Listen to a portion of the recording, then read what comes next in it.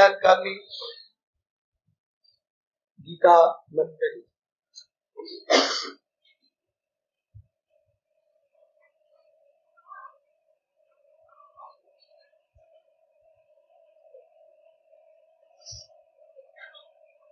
दूसरे अध्याय में प्रवेश किए हुए सिद्ध पुरुष के आंतरिक लक्षणों का देवियों सब लोग श्रवण करते करते भगवान जी ने हमें जोरदार चेतावनी दी। बड़ी जोरदार चेतावनी है। प्रभु अपने श्रद्धालुओं को विशेष शक्ति प्रदान कर रहे होंगे, तभी महाराज जी की ये जबरदस्त क्रांतिकारी एवं गुणकारी शर्त पूरी की जा सकती है। बड़ी जबरदस्त शर्त है, मन द्वारा संसार का चिंतन न करना।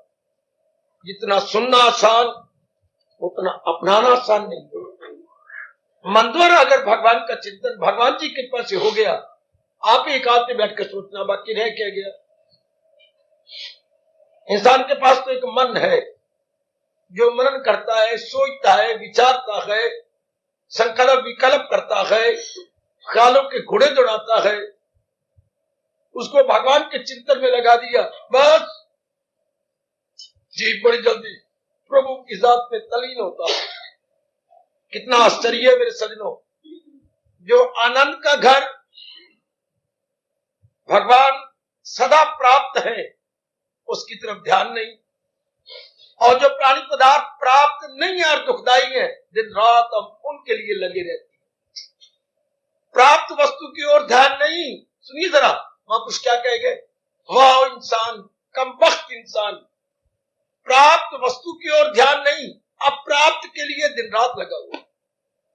भगवान आनंद के घर है, प्राप्त है, आत्मा बन के हमारे पास है, और प्राणी पदार्थों के लिए कितने धक्के खाना पड़ता है, उनके लिए दिन रात लगा जाता है, और उनका परिणाम क्या है, अनित्यम आसुख।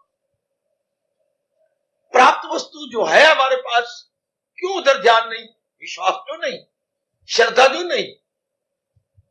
अगर श्रद्धा और विश्वास हो तो हम दिन रात अब कर रहे हैं कि नहीं।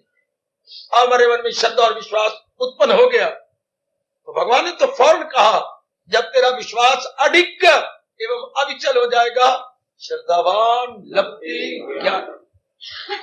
भगवान के चोटी के ज्ञान को लेते हुए हम तलीन हो जाएंगे भगवान जी की जात के अंदर। किसी विदेश में जाना हो तो अपने देश का तो पासपोर्ट चाहिए ही, और साथ उनके देश की आज्ञा, जिसे वीजा बोलते हैं, अलाउड टू कम, वो भी जरूर चाहिए। इसलिए याद रखना, जिसे भगवान का ज्ञान मिल गया उसे भगवान के दर्शनों का वीजा भी प्राप्त हो जाता। जो काम पासपोर्ट करता है वही काम भगवान का ज्ञान करता है। वीजा आ जाए और अपने देश का पासपोर्ट ना हो तो भी हम ना जा पाएंगे। दोनों मिलने चाहिए, भगवान का ज्ञान भी हो और भगवान की ओर से जो है विज्ञान भी प्राप्त हो जाए, तब बड़ी जल्दी तलीन हो जाता। इस जोरदार चेतावनी को हमने ले लिया, हम कभी भी ना भुला पाएंगे। क्योंकि महाराज जी ने बताया है कि अगर संसार का चिंतन जारी रहा तो बुद्धि के अवर ना जाएंगे। सुनना मेरे देवियों ध्यान से, मेरे सज्जनों, अवर ना आने से जैसे नियम बना हुआ है, मैं और आप इसमें क्या दखल दे पाएंगे। बुद्धि नहीं काम करती।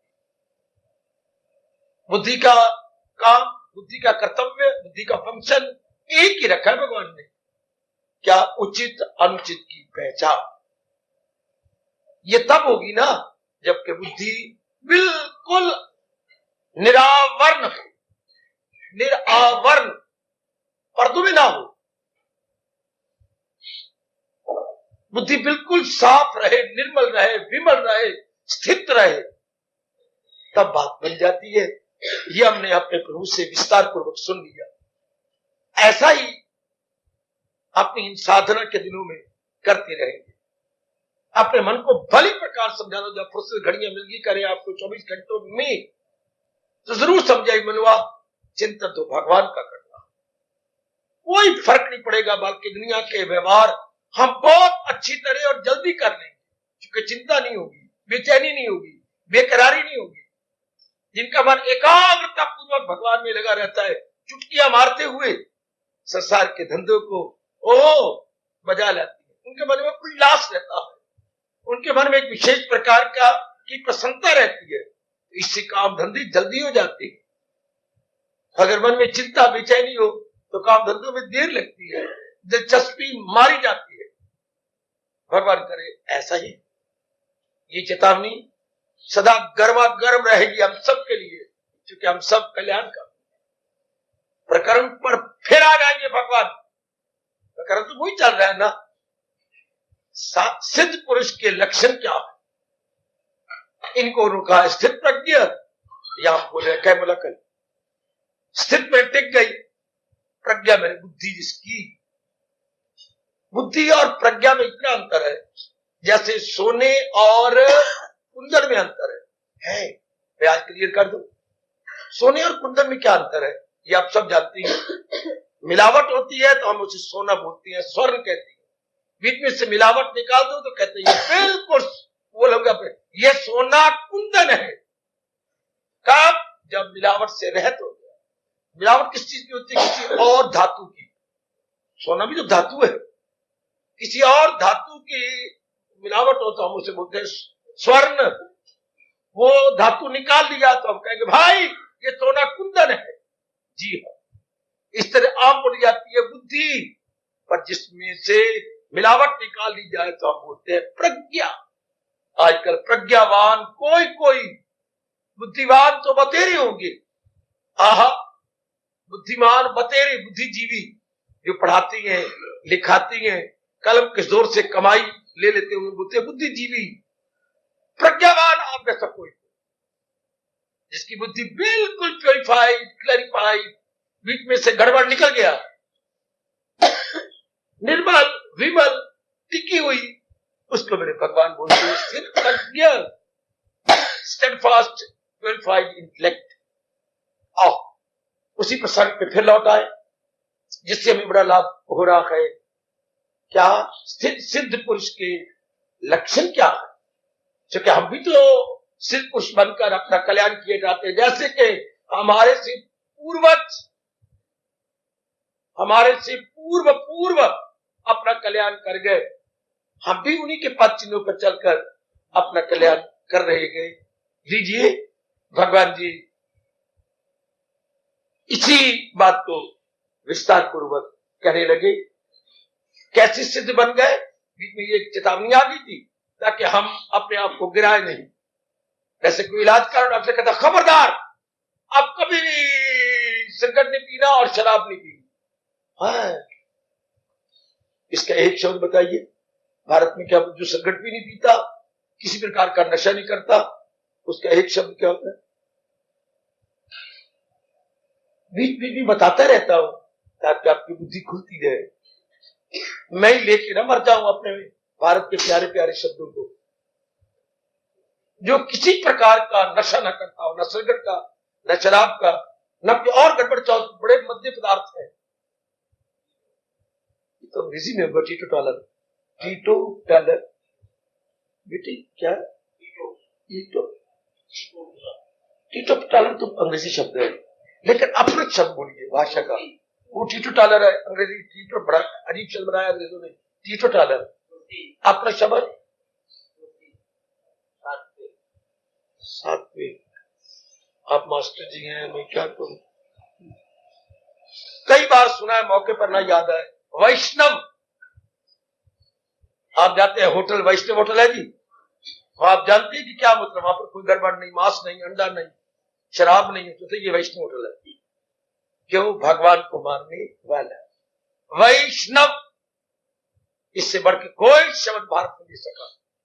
वो वैष्णव है जो किसी प्रकार का नशा न करता हो, शराब और आदि ये मांसाहारी भी ना हो, उसे बोलते हैं वैष्णव।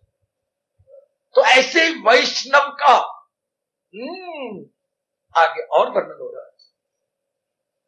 रागवेश विषयानिंद्र चरण आत्मवच्चै विधेयात्मा प्रसादम् अधिगच्छति। हरि ओम तत्सत्, हरि ओम तत्सत्, हरि ओम तत्सत्। सुनिए ध्यान से, एकाग्रतापूर्वक देवियों, स्वस्थ रहिए भी आने का लाभ उठाइए। आप इस वक्त बड़ी कुर्बानी करके आते हैं। क्या कहा? अब उनमें राग द्वेष नहीं रहता। भगवान उसी प्रसंग को ले आ रहे हैं। अब उनमें राग द्वेष नहीं रहता। अच्छा, इंद्रियों से काम लेता है, पर किसी भी इंद्री के में अंदर ना राग है ना द्वेष है। ध्यान देना, ये हमें नहीं बताया गया। अंग तो थे हमारे, लेकिन हमें ये नहीं कहा गया इन अंगों का प्रयोग कैसे करना है। तो भगवान थोड़े रूप में बता रहे हैं, मैं विस्तार करता हूं। राग द्वेष से खाली करके, राग द्वेष से रहित करके हमें इन अंगों का प्रयोग करना था। नहीं किया तो धक्के खाए। अच्छा, ऐसा जीव अपने जीवन के दिन प्रसन्नता पूर्वक गुजारता। हाय हाय, पता नहीं क्यों मेरे मन से नहीं निकलता। ये उपदेश मां बाप देते। जब मां ने दूध पिलाना शुरू की तो धीरे धीरे करके ये उपदेश साथ देती है कि घूंट में पुत्र तो आया इस संसार में भगवान का भजन करने के लिए। बेटी, तेरे मेरा दूध पी करके भगवान का प्यारा बनना है। संसार में गंदी वृत्तियां उधर नहीं जाना मेरे बच्चे। संसार नाम राग का है, द्वेष का है। इतने थोड़े शब्दों में आप ना बता पाएंगे क्या संसार किसे कहती है, संसारिकता क्या है, what is the world and what is the worldliness. सोचा करो ऐसी बातों पर। What is the world and what is the worldliness. संसार क्या है, सांसारिकता क्या है। क्योंकि हम अब कल्याणकामी हैं, हमें अब गहराइयों में उतर जाना चाहिए। मेरे पीछे पीछे चलते चलो, कैसे समझा रहा हूं। संसार क्या है, संसार क्या है, संसारिकता क्या है। भाई, संसार क्या है, संसारिकता क्या है। संसार क्या है, राग और द्वेष का नाम संसार है। संसारिकता क्या है, इनमें उलझ जाना राग द्वेष के अंदर, इसी को संसारिकता बोलते हैं।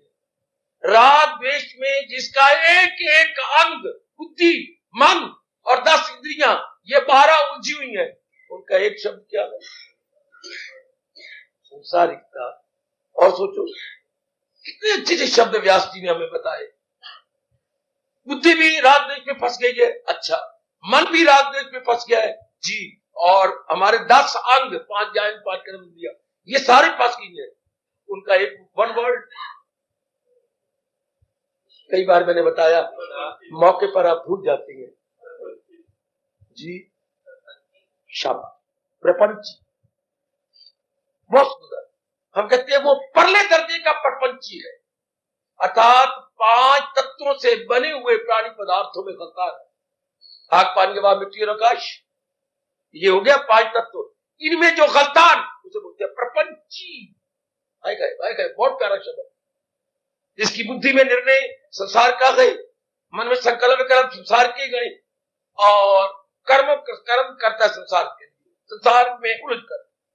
क्योंकि संसार नाम है 5 तत्वों से बने हुए पुतलों का, 5 तत्वों से बने हुए पुतलों का। 7वें अध्याय भगवान ने क्लियर किया, इन 8 हिस्सों में फितरत में जो इन्हीं में गलता है ना, परले दर्जे का प्रपंची है। परले दर्जे का संसारी से भी शब्द अच्छा है, प्रपंची उलझ गया है। अब हमें भगवान जी ने और बताया, देखिए जरा क्या पद्य अनुवाद हुआ है, फिर हम जाकर सुने। जो करता है महसूस दुनिया से, ये नहीं कि दुनिया से निकल गया। वो सुनना मेरे देवी, जब समझो जरा, दुनिया की शायद दुनिया में रहता है, गृहस्थाश्रम में रहता है, समाज में रहता है। हम लोग 3 जगह 24 घंटे में रहते हैं, पता है आपको। व्यक्तिगत जो अपने तक है, फिर पारिवारिक, फिर सामाजिक। हम 3 जगह घूमती हैं। कुछ काम हमारे व्यक्तिगत है, हाँ इंडिविजुअली, कुछ काम हमारे डोमेस्टिकली है, पारिवारिक, कुछ काम हमारे सोशली है, क्या, सामाजिक। व्यक्तिगत कार्य, पारिवारिक कार्य और सामाजिक कार्य। अब मेरे भगवान कहते हैं इन तीनों क्षेत्रों में, व्यक्तिगत क्षेत्र, पारिवारिक क्षेत्र और सामाजिक क्षेत्र, इन तीनों क्षेत्रों में हम 24 घंटे में घूमते हैं। हाँ, ये तीनों क्षेत्रों में जो घूम रहा है उसकी तरफ इशारा करते भगवान कहते हैं जो करता है महसूस दुनिया, इन तीनों क्षेत्रों में घूमता है। ये मुझे अरमान है कि माँ बाप ये बताते, बल्कि मैं यहां तक भगवान से गिड़गिड़ा के कहता हूं, कह चुका हूं, नहीं भगवान मानते, औलाद उसी की होनी चाहिए जिनके माँ बाप ज्ञानवान, वरना क्या गधे खोते पैदा हो जाएंगे, समाज में हलचल मचाएंगे, समाज के लिए भी हानिकारक, माँ बाप के लिए भी हानिकारक, और ऐसे गंदे बच्चे जो रजोगुणी होंगे अपने लिए भी हानिकारक। पता नहीं भगवान क्यों पैदा करते जा रहा है, वो जाने, हमारी बुद्धि तो फेल। ऐसी जीव करेंगे क्या जो रजोगुणी है, तमोगुणी है, क्या होगा? अपने लिए खतरनाक, माँ बाप के लिए भयानक, और समाज के लिए खुद भगवान कह रहे अधू बन के दुनिया में जहां में तबाही मचा। ऐसे बच्चों का फायदा क्या? हल चल मचा दे। ऐसे बच्चों के, हमारे भारत का एक शब्द है आफत के परकाले। वाह, कहां से ढूंढा है महापुरुष ने शब्द, आफत के परकाले। ये आफत की परकाले, अपने लिए आफत, परिवार के लिए आफत और समाज के लिए आफत। ये कब होगा? जब कोई भगवान की ओर न झुककर केवल कंचन कामी कीर्ति की ओर झुका होगा। तो आफत की प्रकाले, समाज के बोझ, प्रभु की मर्जी। शुरू से मां बाप बताते क्या, रहो, आया तू संसार में, हाँ, और तेरे अपने में, परिवार में और समाज में रहना होगा। लेकिन एक बात है, भगवान शब्द बता रहे हैं जो करता है महसूस दुनिया की सैर। अब देखिए, ये जरूरी बात, जरूरी नहीं, अनिवार्य बात, ना उल्फत किसी से है जिसको ना, ये है करोड़ों अरबों की बात। और सुन लो मेरी देवी, अगर सो रही हो तो वाल अपने जोर लेके पटो, उखेड़ो अपने वालों को। यह हमें किसी ने नहीं बताया जो प्रभु जी हमें अब बता रहे हैं। करता तो है, देखता है, देखता है बिना राग द्वेष, सुनता है, समाज में देख रहे हम देखेंगे ना, हाँ, तो ना आंखों में राग होगा न द्वेष होगा, हमारा तकना नहीं होगा। Simply to see and not to look. Look में यही होता है कि बड़े ध्यान से अपलक नेत्रों से किसी को देखते रहती है, मोह, अपलक नेत्रों से किसी को देखना, मोह बढ़ता जाएगा, मोह बढ़ता जाएगा, मोह बढ़ता जाएगा। इसे तकना बोलते हैं, इसे बोलते हैं ललचाई हुई नजरों से देखना। देखना कुछ और है, तो आंख से देखना है, इंद्रिय से काम लेना, लेकिन राग द्वेष से नहीं। गुड, कानों से सुनना, राग द्वेष से नहीं। ऐसा बिठा दिया प्रभु ने। इस तरह एक एक अंग से काम लेना है। ये ध्यान से, मैं राग पूर्वक तो नहीं किसी को चीज दे रहा, हाथों में बड़ा काम करना, और द्वेष पूर्वक तो नहीं किसी से कुछ कह रहा। जो मैं हाथों से ले दे रहा हूं, इसमें राग तो नहीं, द्वेष तो नहीं।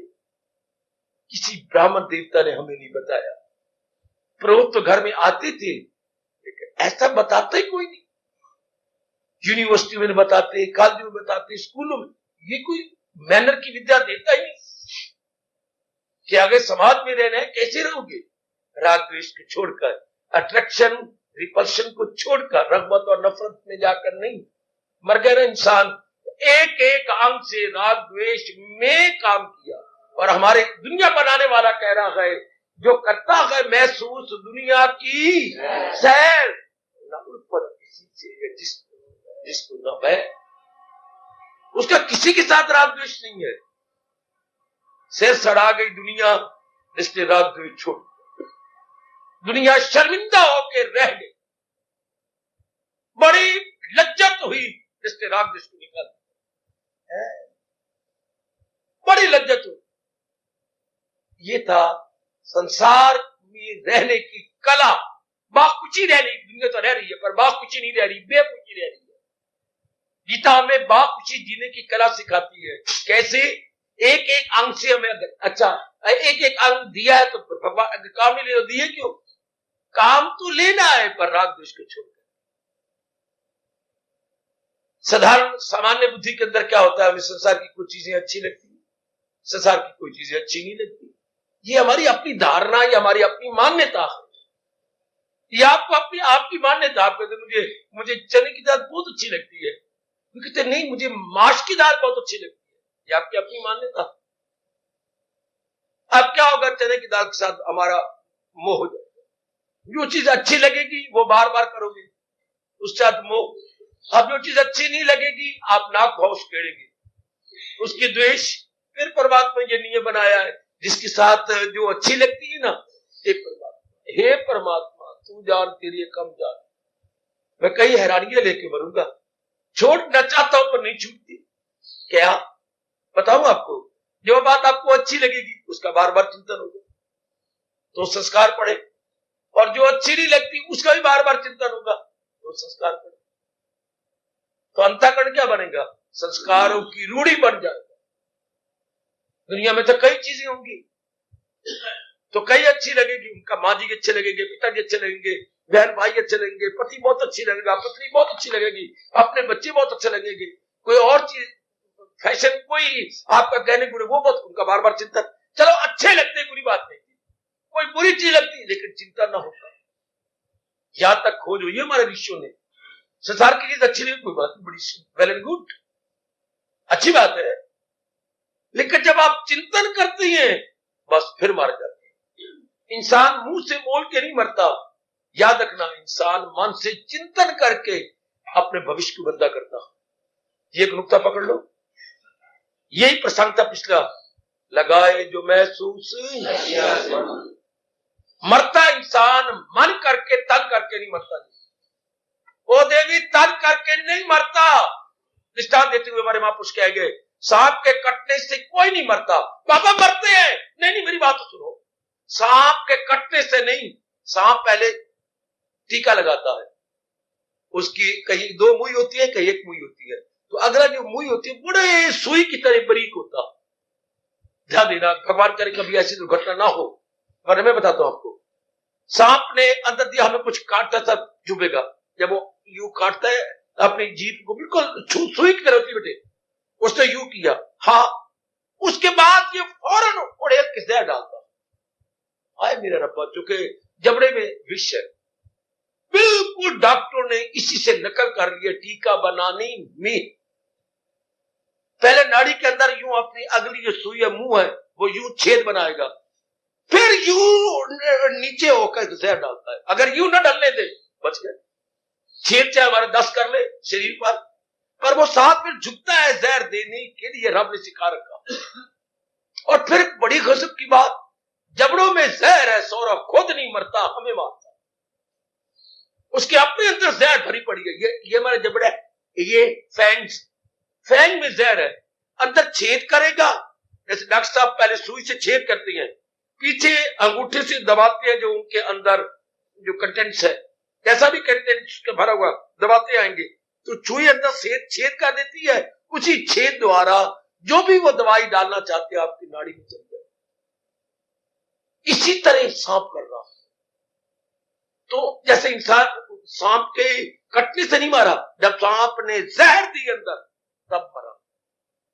इसी तरह प्राणी पदार्थों को अच्छा बुरा कहने से इंसान नहीं गिरता, मन जब उसका बार बार चिंतन करता है तो मानो उसके अंदर जहर डाल। यही भी कहते हैं, मां सिखा देती, पिता सिखा देता।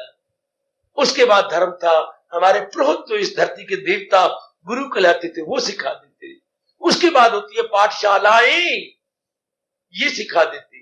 अगर क्या गया कि इन तीनों जगह ना सिखाए तो इंसान शैतान का रूप बन जाता है। ना माँ बाप सिखाए, हाँ, ना ब्राह्मण देवता सिखाए, हाँ, और ना पाठशालाएं सिखाए, इंसान क्या बन गया, शैतान। उसके लिए हमारे इष्ट देव कह रहे गए, बज़ाहिर तो हर चंद जो अज़्म उनका देखो तो शैतान। अगर उनके इरादों और विचारों को देखो, बाजार में बाहर भी, एपरेंटली बाह्य रूप से तो सारे हमें इंसान नजर आएंगे, पर अगर गौर से देखें इनमें शैतान बहुत है। क्या इनके इरादे, इनके विचार, इनके उद्वेग है क्या असरों वाले, शैतानों वाले? अगर इनको गौर से देखे, कोई काम का चिंतन कर रहा है, क्रोध का, मोह का, लोभ का, अहंकार का, निंदा का, मत्सर का, चोरी का, यारी का, बुग़्ज़ का, हाय गंदा, और कोई प्रेम का, भक्ति का, जाप का, वैराग का, ध्यान का, तो कितना अंतर हुई। एक में ये चिंतन चल रहा है और एक में वो चिंतन चल रहा है। इंसान मरा मन से, न कि तन की अंगों से नहीं मरता। हम किसी को अच्छा बुरा कहे नहीं मरेंगे अगर मन न चिंतन। पकड़ लो ये बात, हो मेरी देवियों, पकड़ लो, मेरे कल्याण का भी सजनो। सिद्ध के लक्षण कौन बताएगा भगवान के लिए? कितनी चोटी की बात है। भारत के अंदर है, भारतवासी लाभ ही नहीं उठाते। रिसर्च तो इस बात की होनी चाहिए थी। बाकी रिसर्च बाद में, सबसे पहले ये रिसर्च खुशी जिंदगी के दिन कैसे काटे जाए, ये सब का तकिया कलाम होना चाहिए था। मैं जिंदगी के दिन मांग के भगवान से लाया हूं। मैंने शब्द मांग क्यों कहा? हमारे ऋषियों ने शब्द क्यों लगाया? हम भगवान से मांग के दिन लाए हैं। सोचो ना, ठीक फरमा रहे हैं? नहीं, कुछ और बैकग्राउंड में है। सोचो ये शब्द क्यों लगाया गया? प्राय हर ऋषि कहती है हम भगवान से अपने दिन मांग के लाए हैं। ये मांग शब्द कहां लगती है?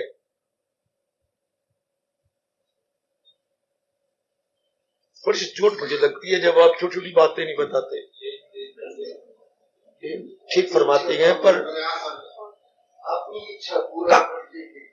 सारे झल्ले बन रहे हो, अपनी उम्र का तकाजा न लेना। काका शब्द मांग क्यों कहा? उन्होंने और शब्द क्यों नहीं लगाया? ये क्यों शब्द लगाया गया? गुप्ता जी बोलो ना बेटे, ये वेरी वर्ड मांग क्यों लगा? कोई और शब्द लगा देती। उनका बड़ा भला है ऋषियों ने, जिन्होंने ये शब्द दिया है। सुनो, अब कभी ना भूलना, मांग शब्द कब होता है? जब हमने वापस जाना। मैं मांग के लाया हूं, वापस देना ऋष को। ये टोपा मेरा है, अर्थात मैं मांग के नहीं लाया। और अगर मैंने वापस करना तो क्या कहूंगा? ये मैं मांग। अब तो सियाने बन जाओ, और आप तो सियानी बन जा। ये टोपा मैं गोपाल का मांग के लाया हूं, या नवाबी अपनी साड़ दे हुआ, आओ मैं कितना बड़ा टोपा मेरा, लेकिन मैं मांग के लाया हूं, मुझे वापस करना। और जो चीज मांग न करें, ये मेरा अपना टोपा है।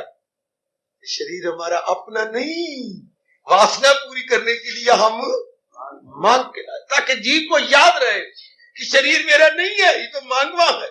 आएगा मांगवा पंजाबी बोल लेते हैं, ये तो मांगवा है, अर्थात मुझे इसे वापस देना।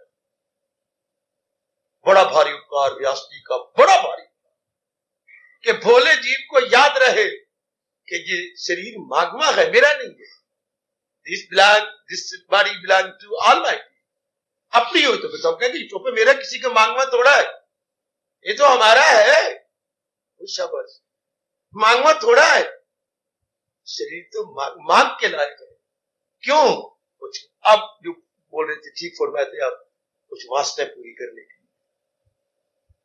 जैसे हमारे किशोरीलाल जी क्या कहेंगे? अपने वैन में आती है, तो मैं क्लियर करता हूं, अपनी वैन में आती है, इनकी अपनी है, इनके नाम पर ही इनको मिला हुआ है कार्ड, या अपना इनका जो बुक रखती है, रजिस्ट्रेशन बुक इनके अपने नाम पर है। लेकिन अगर ये कस्तूरीलाल जी टैक्सी हो तो फिर तो किसी और की है। वो मांग के लाए गए 2-2.5-3 घंटे के लिए, इसलिए उसका नाम टैक्सी बोलते हैं। जो कुछ किराए पर ली जाए, कुछ किराए पर ली जाए और कुछ समय के लिए ली जाए, तो परमात्मा की कसम ये शरीर भी टैक्सी। प्राइवेट गाड़ी नहीं है हमारी, कोई निजी गाड़ी नहीं है। भाषा बोलते हैं निजी गाड़ी, प्राइवेट को बोलते हैं निजी। ये निजी गाड़ी नहीं है, ये मांगवी गाड़ी है, ये टैक्सी है। Body just like a taxi, जो भगवान से मांगी गई है अपनी वासना पूरी करने की। बहुत प्यारा शब्द है। तो हम ये मांग के लाए गए, कुछ वासना इसके द्वारा पूरी करनी है जी। बाबा प्रश्न हो सकता है आपकी ओर से, अगर मांग के लाए हैं तो भगवान जी वापस नहीं लेती हैं, तो फिर वो शरीर ले लिया करे? नहीं, भगवान बड़े ही अजीब किस्म के हैं। कहते तूने इससे गंदी मंदी कामना पूरी की, कुछ अच्छी कुछ बुरी, इसलिए ये झूठी चीज मैं नहीं लूंगा, इसे सुच्ची करके शमशान में साड़ के लूंगा। हाय मेरे भगवान के तो कुछ ही बिगड़ा, तब तो वो भगवान के पास चले जाएंगे। कर्मयोग भगवान जी की विस्तार करेंगे, पहले हम जान लें दो निष्ठाएं भगवान ने बताई। भक्ति योग कर्म में आ गया, कर्म मिश्रित भक्ति योग, क्यों कहा करें कर्म मिश्रित, भक्ति मिश्रित कर्म योग, भक्ति मिश्रित भक्ति मिली हुई है आ गया, जैसे हम कर रहे हैं भक्ति मिश्रित कर्म योग होता है। और कई विवेकानंद जैसे, गुरुदेव महाराज जैसे, सुखदेव जैसे, हाँ ये ज्ञान मिश्रित कर्म योग करते हैं, उनमें ज्ञान की प्रधानता होती है, कर्मयोगी होती है। हम लोग है भक्ति मिश्रित कर्मयोग, हमारे में भक्ति की प्रधानता है, कर्मयोग कर रहे हैं। ज्ञान मिश्रित कर्मयोग हमारे हिंदुस्तान में बहुत कम। भक्ति मिश्रित कर्मयोग महात्मा गांधी, लोकमान्य तिलक, ये अपने विनोबा, ये सारी पार्टी क्या थी? भक्ति मिश्रित कर्मयोग, भक्ति को प्रधानता देके ये कर्म करते रहे, जैसे अब हम कर रहे हैं। भगवान के शब्दों में हम और अच्छी बात मिले। देवियों मुबारक, भगवान जी में बाप खुशी जीने की कला एक बार फिर इस नश्वर जीवन के रहते हुए समझाने जा रही है। बड़ी कृपा मेरे इष्ट देव की हमें शक्ति देते रहे, जैसे वो बता रही है ऐसा ही हमारा दैनिक जीवन चल पड़े। न कर्म नाम अनारंभा नैष्कर्म पुरुषा अश्नुते, न च संन्यासनादि सिद्धि समाधि गच्छति।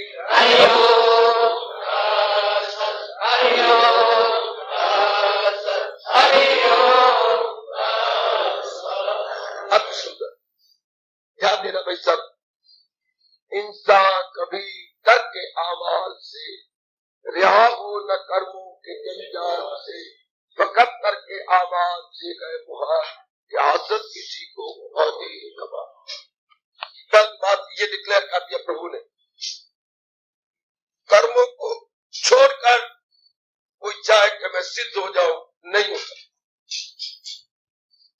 जगत गुरु शंकराचार्यों के टोलों को, या उस समय जो इस ज्यादा बक बक करने वाले थे कि कर्म करेंगे तो कुछ ना कुछ नुकसान होगा, इसलिए हम कर्म करते ही नहीं, कर्म करेंगे तो संस्कार पड़ेंगे, कर्म करेंगे तो राग द्वेष पूरा नहीं जाएगा, इत्यादि भगवान जी के समय बड़े बक बक करते।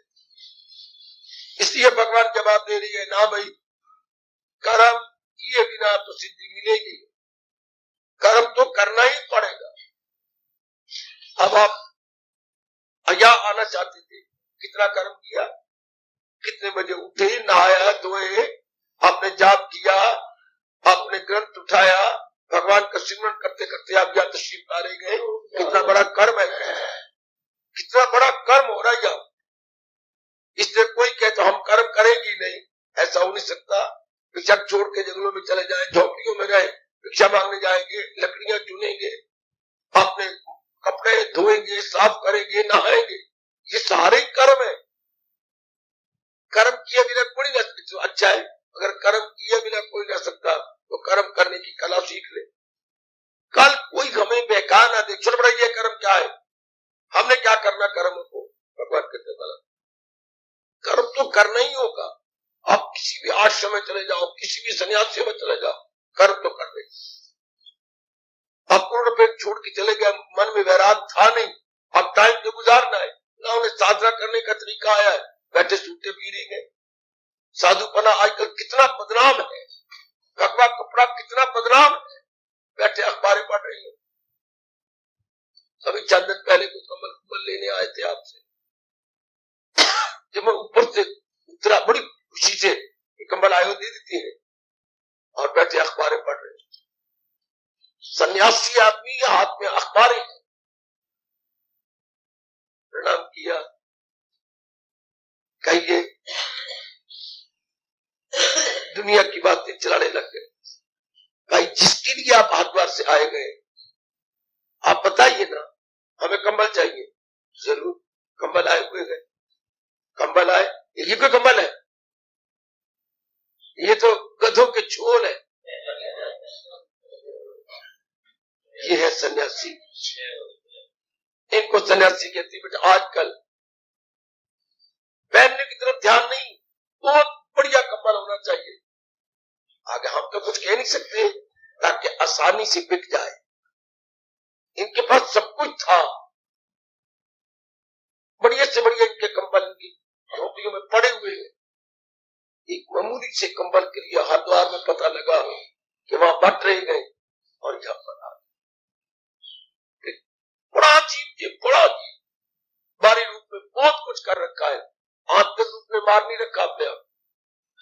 अंदर रूप में कुछ नहीं है कि हमें समय काटना है, सारे वक्त भगवान में लगाना है, इसलिए समय काटने के लिए और संसारी बातें करने लगे। समय काट एकांत में नहीं रह सकते, कर्म तो करना है।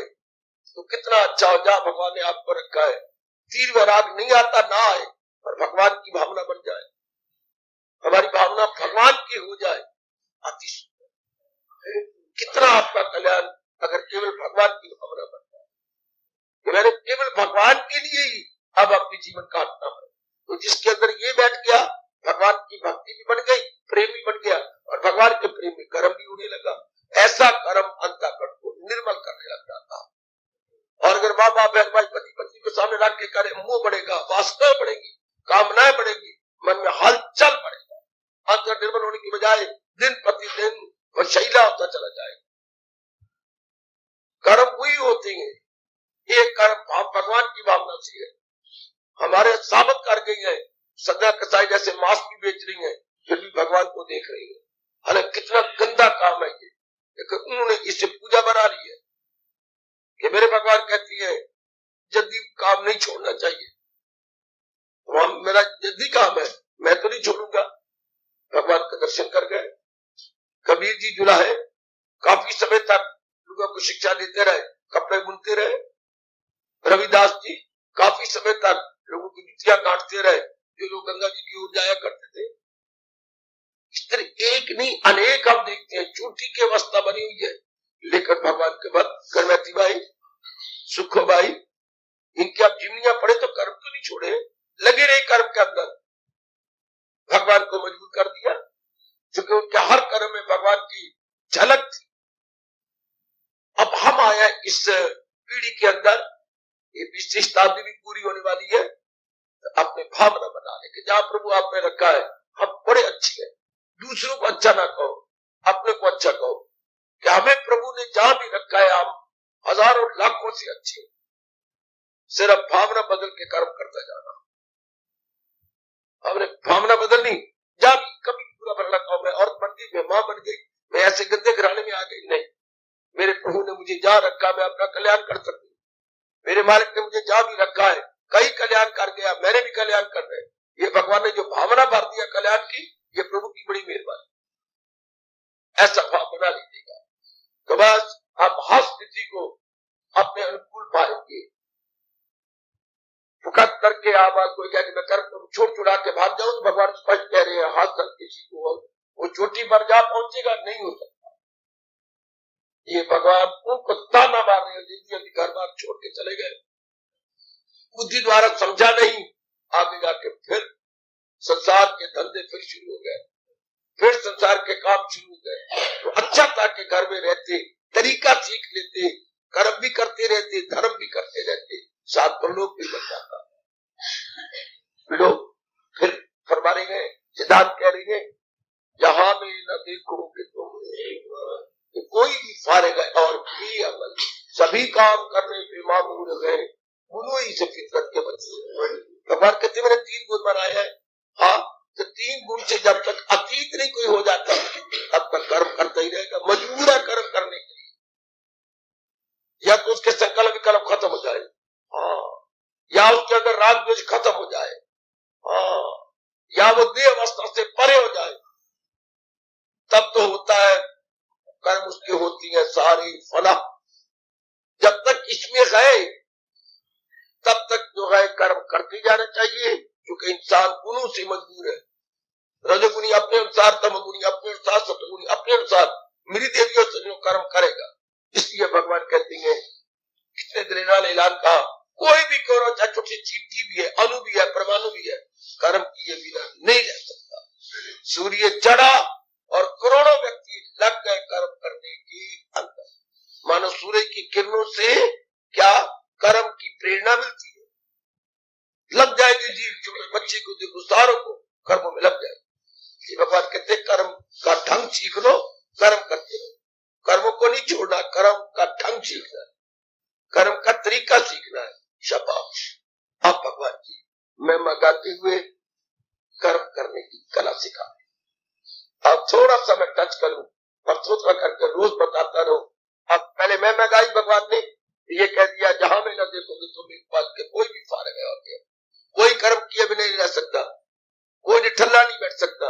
अब भगवान जब ये बात है, हर एक ने कर्म करना है, तो हम मनुष्य जाति वाले और कल्याण करने चाहते हैं, अपनी कल्याण कामी है। भगवान कहते लोग तरीका सीख लो, कर्म करते करते परमात्मा के साथ में तलीन हो जाओ, कर्म करते करते अपना धर्म भी बनाते जाओ। कैसे? छठे श्लोक से कर्म योग की इंट्रोडक्शन बड़े विस्तार पूर्वक भगवान जी देने जा रहे हैं। कर्म इंद्रियाणि संयम्य यास्ते मनसा स्मरन् इंद्रियार्थान् विमूढ़ात्मा मिथ्याचारा सहोच्यते।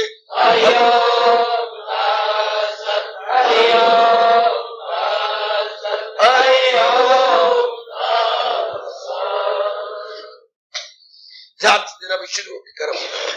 कर्मयोग भगवान ने आज पाठ दिया छठे श्लोक से। एक इंसान काफी अपने धंधे छोड़ देता है परिवार के अंदर, या मानो घर बार भी छोड़ गया। मेरी बेटी काफी कर्म छोड़ देती है, मेरे भाई काफी कर्म छोड़ देते हैं। ठीक, अब भगवान उसके नजदीक आते हैं, भेष बदलता है, दुकान पे नहीं आते। मैंने क्या करना जी, दुकान तो दूर का, काका जाने, काका कब जाने। फिर भगवान भेष बदलती है, तो बिल्कुल जंगल में आ गए। हाँ प्रभु, मेरे फर्ज पूरे हो गए, मेरे में वैराग आ गया, और मैं अब यही रह करके दोपहर को भिक्षा मांगिया करूंगा, और मेरे से बाकी धंधे नहीं होते। अब भगवान क्या पकड़ते हैं दोनों, तुमने बाहर अंगों से कर्म छोड़ दिए, आंखें ज्यादा देखती नहीं, कान गंदा सुनते नहीं, पैर किसी और गंदी जगह जाते नहीं। हाँ प्रभु, हाथ से कोई गंदा काम होता नहीं। हाँ, लेकिन इंसान एक स्थूल शरीर तो नहीं है। कहां पकड़ा जाके भगवान ने?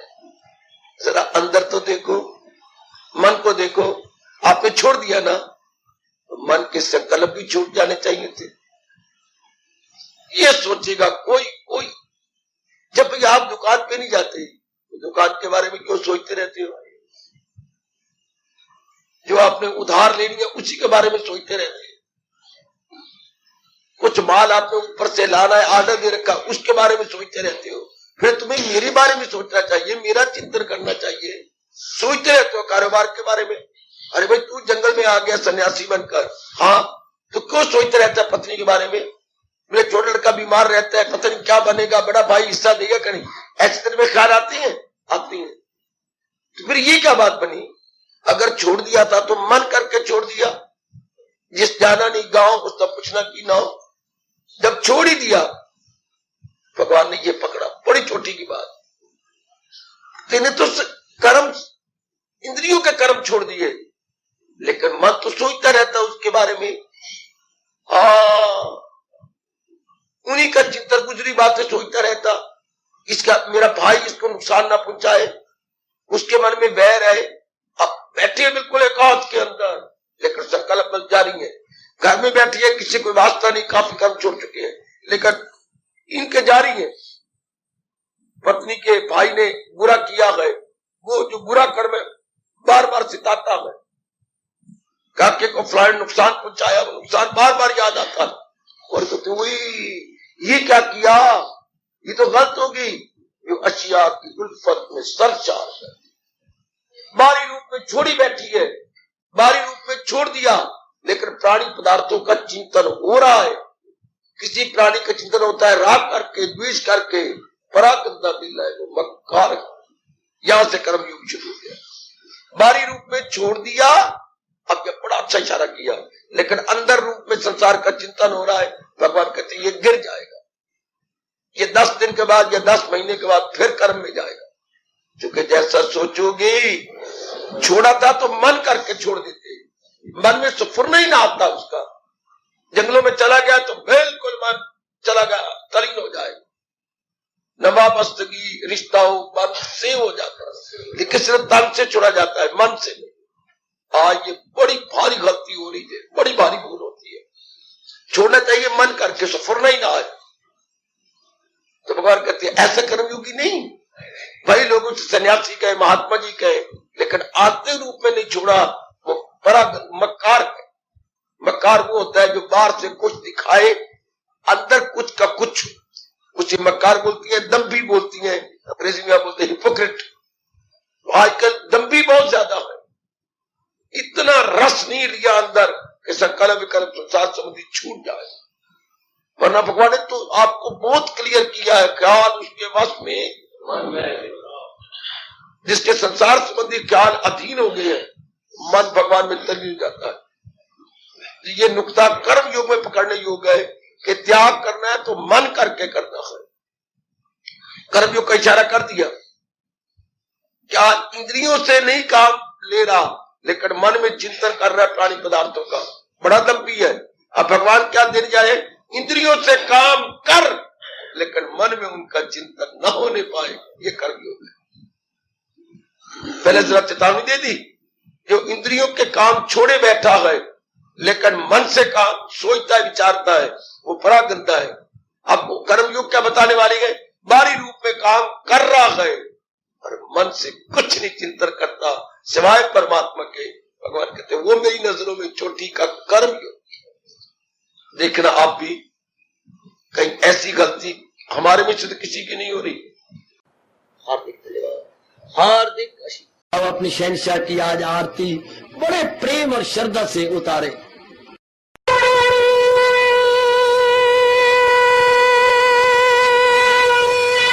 ओम जय जगदीश जय हरे स्वामी जय दीना लात हरे भगत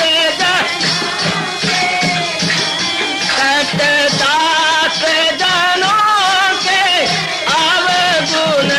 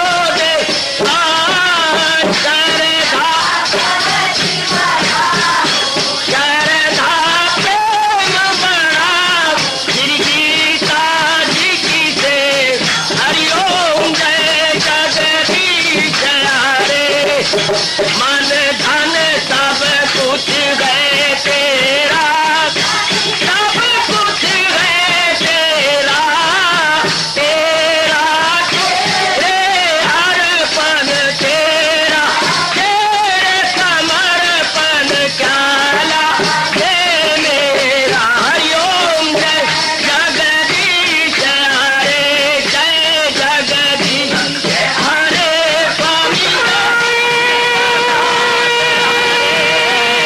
भगत जनों के संकट साधारी सूरत। हरिओम जय जगदीश हरे, जय भगवद गीता, जय भगवद गीता। वने भवन्तु सुखिनः सर्वे सन्तु निरामयाः सर्वे भद्राणि पश्यन्तु मा कश्चित् दुर्भाग् भवेत्। हरिओम शांति शांति शांति। ओम प्रभु इसलिए भगवान कृष्ण की जगत गुरु भगवान कृष्ण महाराज की सप्ताह में सफल करना इसलिए हार्दिक धन्यवाद।